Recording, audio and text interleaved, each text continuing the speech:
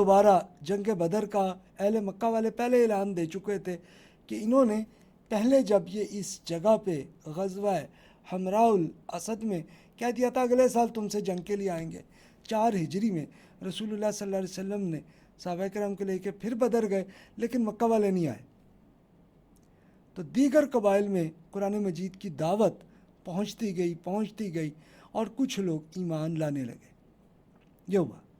اب جو لوگ ایمان لاتے تھے تو رسول اللہ صلی اللہ علیہ وسلم حکم یہی دیتے تھے انہیں کہ بھی آپ لوگ مدینہ منورہ میں آ جائیں تاکہ آپ کو آپ کے گھر میں کوئی آپ کے اپنے قبیلے کے لوگ آپ پہ تکلیف نہ کریں.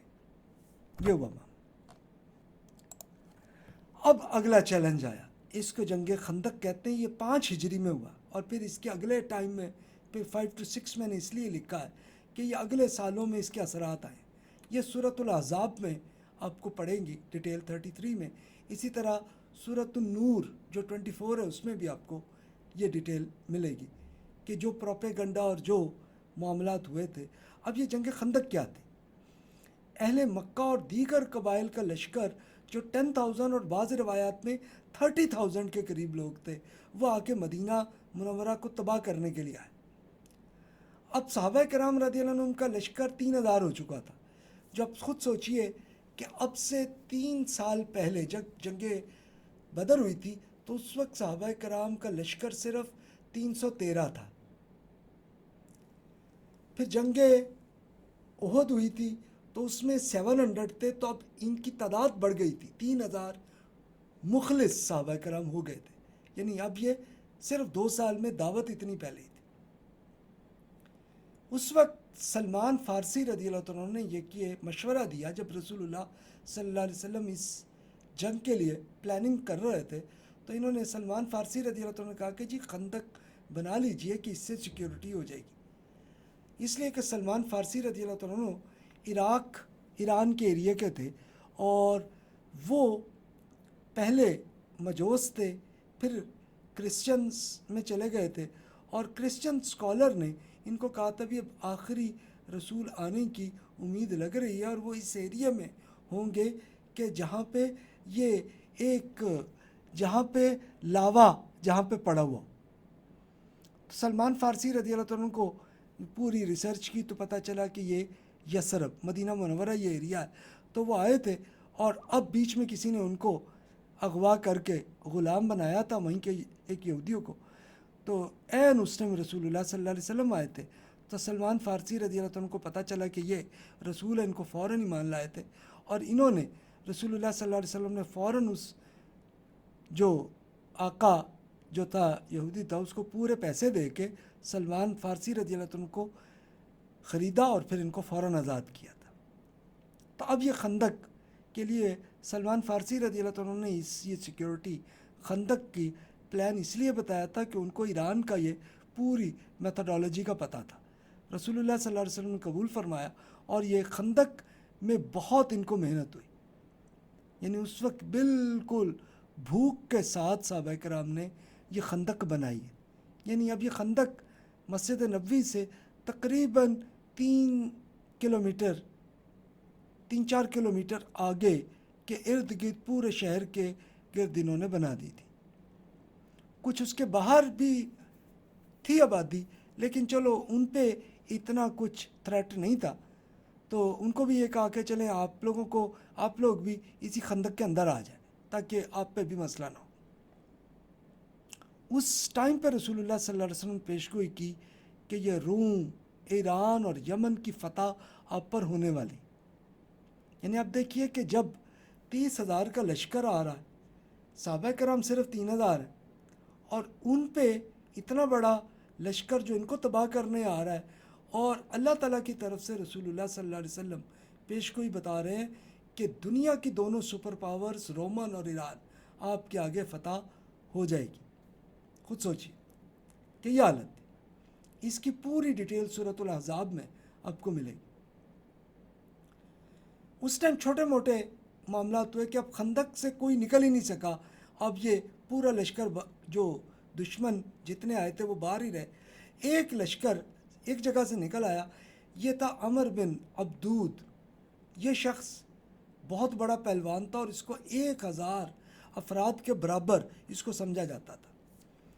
تو اس کا اب سیکیورٹی کی اس جگہ پہ حضرت علی رضی اللہ عنہ تھے. تو انہوں نے فوراً روکا عمر بن عبدود کو اور اس کے ساتھیوں کو.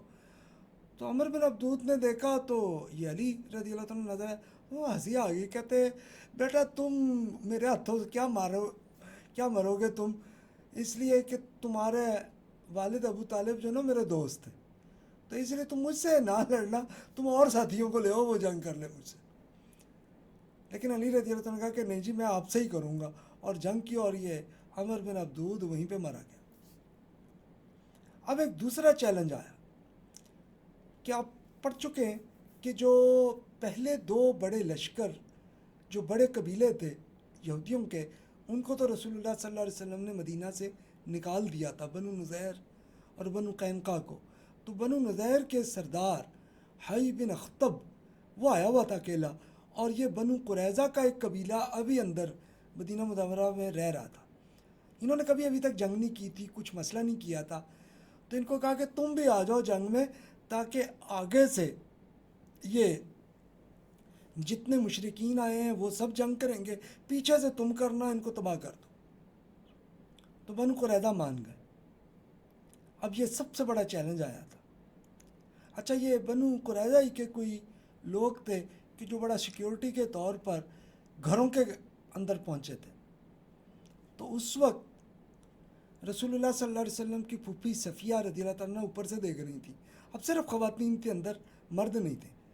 تو اب وہ بنو قریظہ کے یہودیوں کا یہ تھا کہ پوری ان کو دیکھ لیں، ایک ریکی ہم کر لیں اور پھر جا کے خواتین کو مار لیں.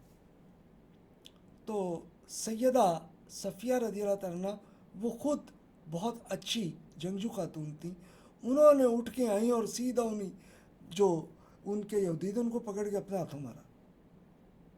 تب ان پہ بھی رعب آ گیا کہ لگتا ہے ان کا لشکر اندر بھی ہے، تو انہوں نے خواتین پہ حملہ نہیں ہوا.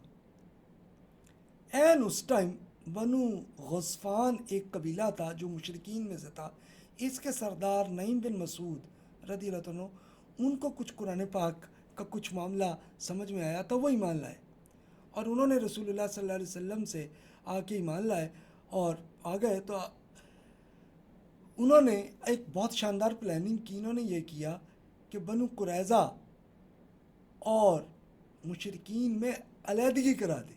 اس طرح سے کی کہ کہا کہ بھئی یہ مشرکین کو کہا کہ یہ بنو قریظہ بڑی اچھی جنگجو ہیں، تو تم احتیاط کے طور پر یہ کر لو، ان کو کہو کہ اپنے کچھ بندے ہمارے ساتھ بھیج دیں. پھر بنو قریظہ کو بھی جا کے کہا کہ تم مشرکین کو کہو کہ اپنے کچھ بندے رکھ لو، تاکہ ایک کنفرم ہو نا کہ تم ایک دوسرے کے ساتھی ہو. تو یہی وہ آپس میں لڑائی جھگڑے ہو گئے، لڑائی نہیں ہوئی.